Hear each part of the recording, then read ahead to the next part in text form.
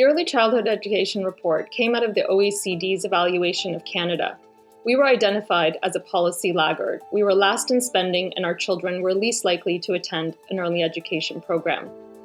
The benchmarks that we've developed for the report came from best available scientific evidence, as well as roundtable discussions with experts in the field of early education, child development, policy, medicine, and economics. We reached these benchmarks in collaboration with experts, as well as with the recommendations of the OECD.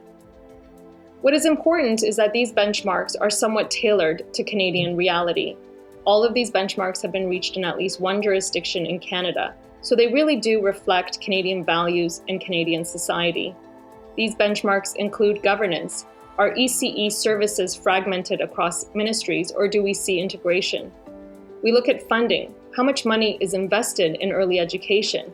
And what is that in ratio to the provincial and territorial budgets? We look at access. Do our children have access to early education programs? And is access inclusive? What does the learning environment look like? Is the workforce properly valued and trained? Is there a curriculum that guides their practice? And we look at accountability. How are governments being held accountable for the policy decisions that they make? Is there a monitoring tool that tells us how our children are doing? And are there publicly available annual progress reports that identify investments and the impact of those investments?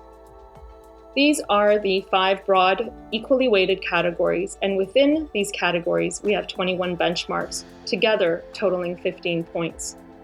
It is important to note that these benchmarks are not aspirational goals, but they are the bare minimum of quality, and yet no jurisdiction in Canada has reached 15.